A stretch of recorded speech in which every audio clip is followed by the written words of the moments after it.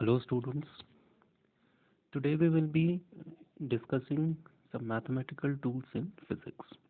Today will be our first class in this topic. Before we formally introduce the syllabus of class 11 physics, it is extremely important for all the students to have a clear concept of mathematics, because in the coming sessions you will be understanding how important is the understanding of mathematics in order to have a clear knowledge of physics. Physics is so deeply rooted in mathematics. But quite often, students in class 11 face some problems in understanding the concepts of physics because few topics in mathematics are discussed in the syllabus of class 12th. In order to avoid that situation, we always prefer discussing some elementary topics in mathematics. We won't be getting into the basic details, just an introductory class in some concepts of mathematics will be covered up. And these concepts will be related to algebra,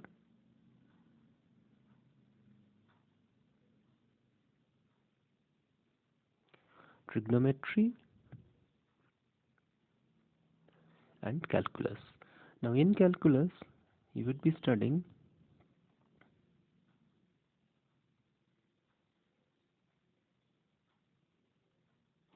differentiation and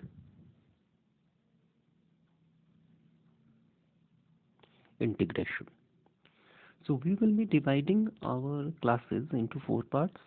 Today we will be focusing only on algebra, and in the coming classes we will be discussing about trigonometry, then differential calculus, and finally integral calculus. The first topic in algebra would be a familiar one.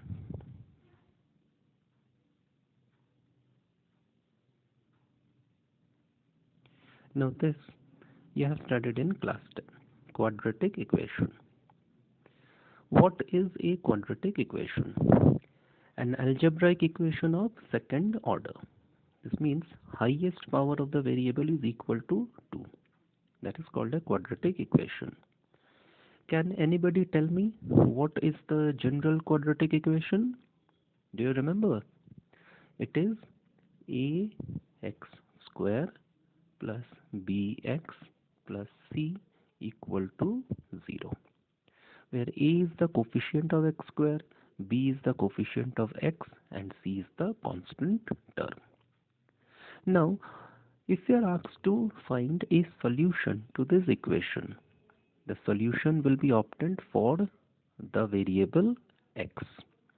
So what should be the value of x? That is given by the expression x equal to minus b plus minus root over b square minus 4ac divided by 2a. The bracketed term b square minus 4ac, if you remember, is called discriminant. Discriminant helps you to find out the nature of the roots. We will be using this expression for x to solve a quadratic equation. Let's write down the equation.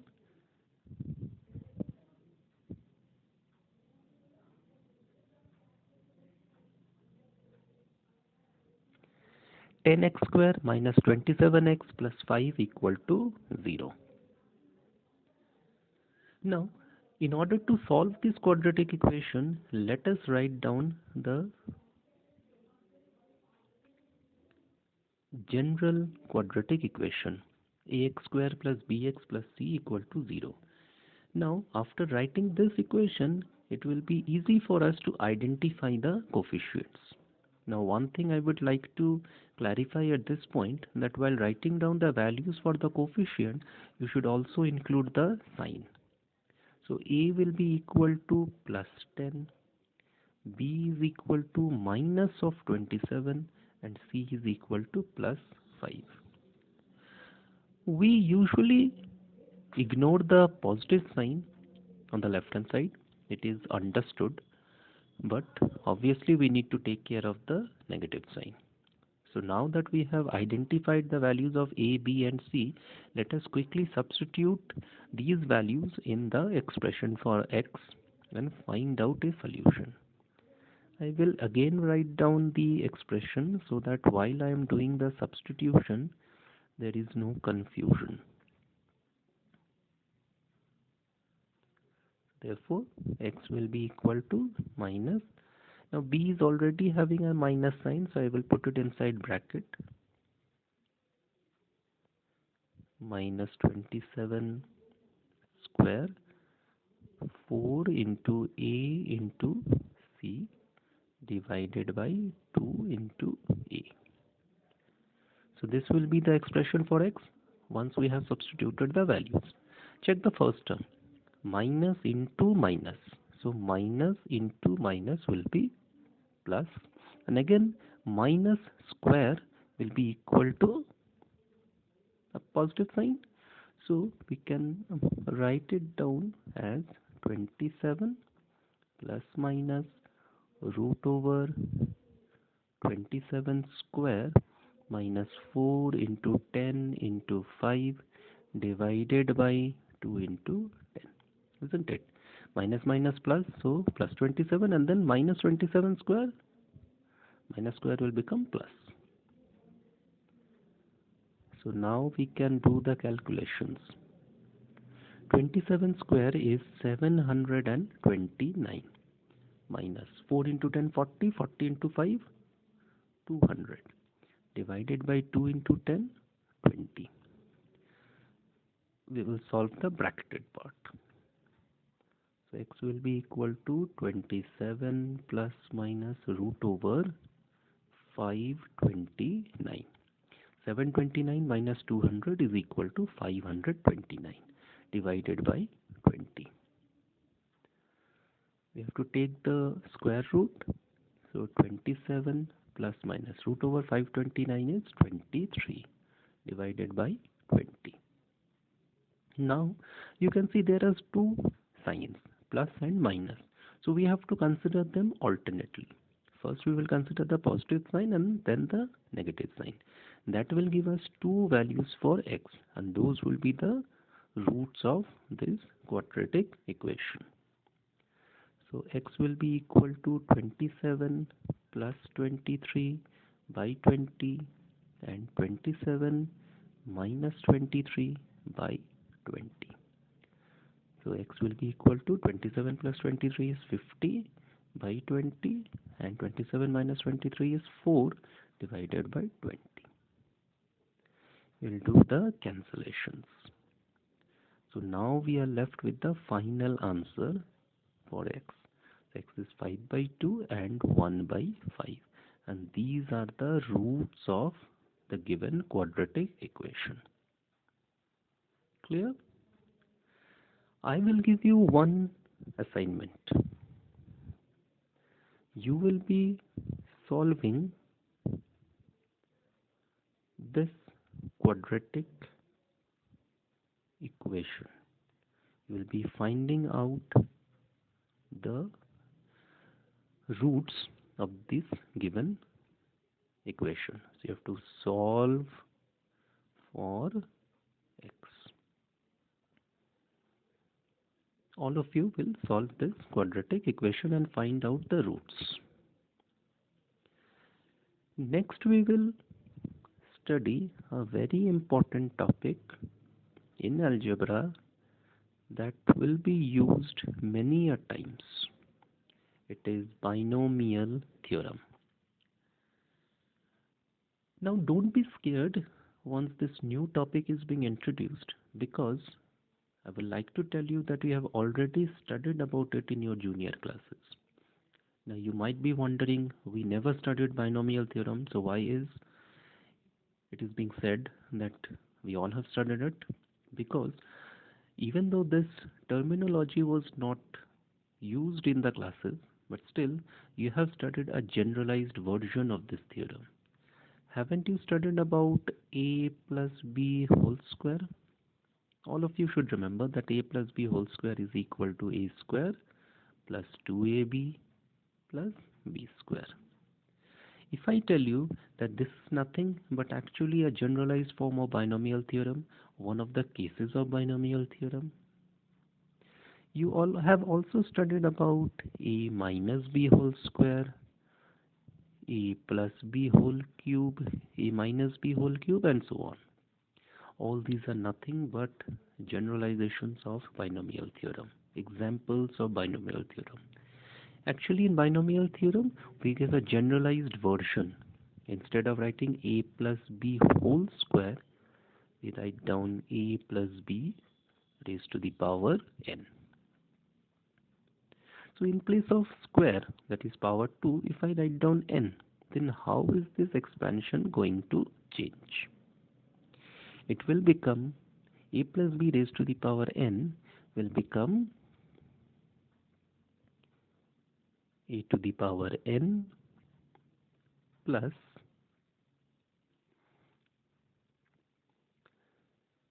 n e to the power n minus 1 b to the power 1 plus n minus 1 divided by 2 factorial e to the power n minus 2 b to the power 2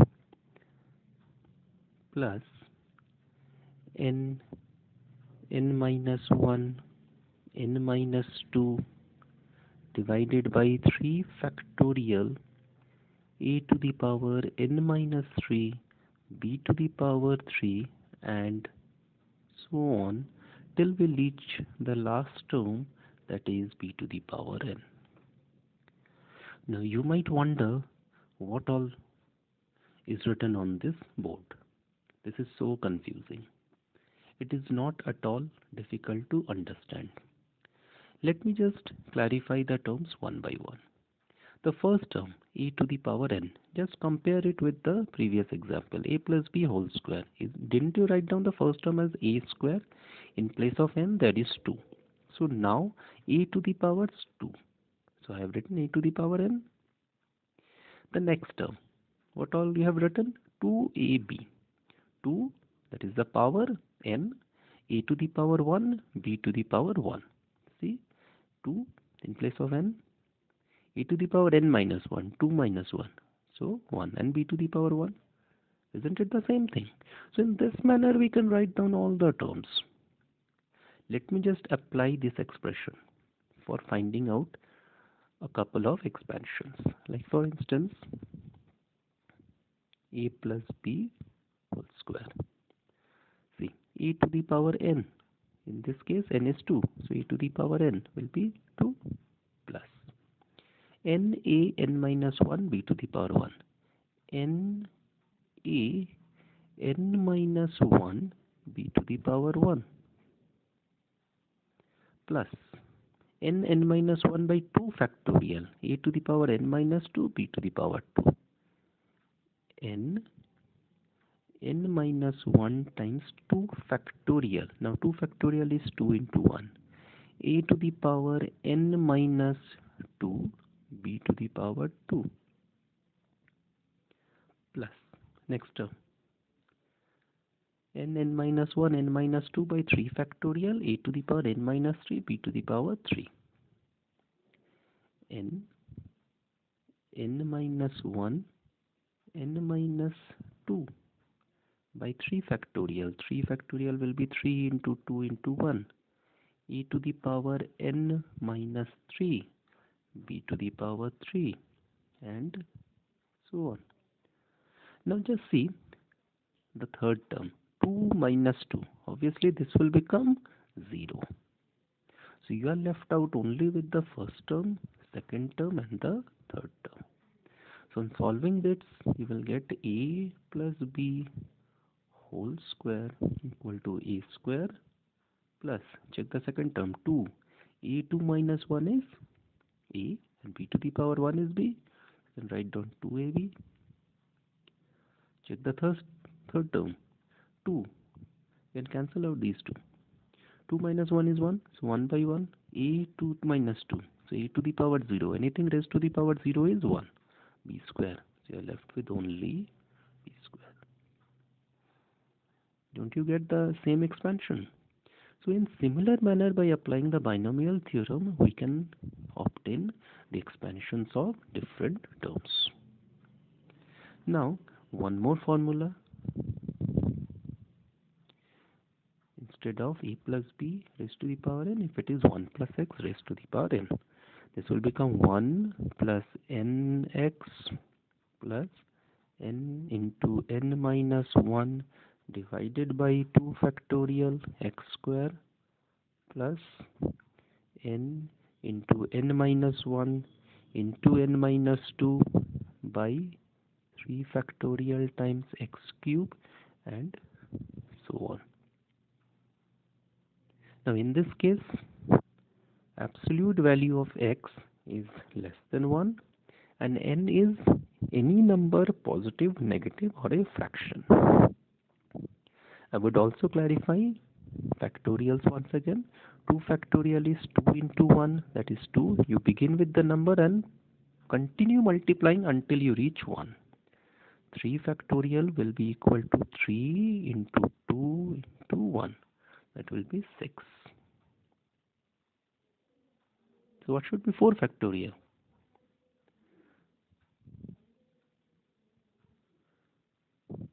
4 into 3 into 2 into 1. That will be 24. And so on. So in this manner you can find out the factorials. Now one special case. If absolute value of x is very small, then the terms containing the higher powers are ignored, and 1 plus x raised to the power n will be approximately equal to 1 plus n x. Now this expansion, this formula you need to remember, because in most of the cases this particular situation will be used, where we will be ignoring the higher order terms due to less value of x. I will give you one example. The value of acceleration due to gravity g dash at a height h above the surface of earth is given by gr square divided by r plus h whole square. The value of acceleration due to gravity g dash at a height h from the surface of earth given by gr square by r plus h whole square, where r is the radius of earth. If h is very small, prove that g dash is equal to g times 1 minus 2h by r. You have to prove this. So let's do it. G dash is gr square by r plus h whole square. Now this can be written as, I keep the numerator same, taking out r square common from the denominator. So you will be having 1 plus h by r whole square. Okay. So now you can cancel out r square from both the numerator and denominator. So you get g dash equal to g 1 plus h by r raised to the power minus 2. We have brought the term from the denominator to the numerator, so the power will assume a negative sign. That's exactly what I've written. At this point I will apply the binomial expansion. Binomial expansion for 1 plus h by r raised to the power minus 2. I will be using this expansion, where we will be having only two terms, as the value of h by r is very small, isn't it? For small value of height, just imagine h is say 100 kilometer or even less than that, say 20 kilometer. R is 6400 kilometers. H by R will assume a very small value. So we will be having only two terms. 1 plus n. N is minus 2, and in place of x, we are having h by r. So this will become 1 plus minus minus 2 h by r. So now we will substitute this expansion in this expression. So now you get g dash equal to g 1 minus 2h by r. Okay, so in this manner we can do the binomial expansion. Suppose 1 minus 3x raised to the power 5. This question is given to you, and you have to obtain the binomial expansion. Then what should be done? Is equal to 1 plus, what is n? N is equal to 5. So n, in place of x, we are having minus 3x plus n into n minus 1 by 2 factorial into 3x minus 3x square. Suppose I restrict only up to the third term. Then the next term would be plus n minus 1, n minus 2 by 3 factorial, and then minus 3x whole cube. So we can solve it.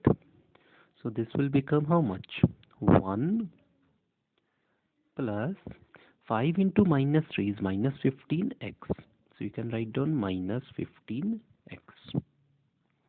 Next term, 5 into 5 minus 1. So this is 5 into 5 minus 1 is 4 divided by 2 factorial. 2 factorial is 2 into 1, and minus 3 square. See, minus 3x whole square. So that will give you 9x square plus 5 into 5 minus 1. 5 minus 1 is 4, and 5 minus 2 is 3. So this will be 5 into 4 into 3 by 3 factorial is 3 into 2 into 1, and into minus 3x whole cube. So that will give you minus 27x cube.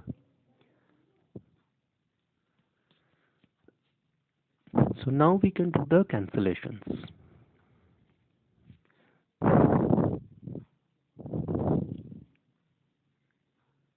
Okay, so that will give you how much? 1 minus 15x. This will be how much? 5 into 2, 10, 10 into 9, 90x square. This will be 5 into 10, 5 into 2, 10, 10 into minus 27 is minus 270x cube. So in this manner we can do the expansion. So you will try to find out the expansion for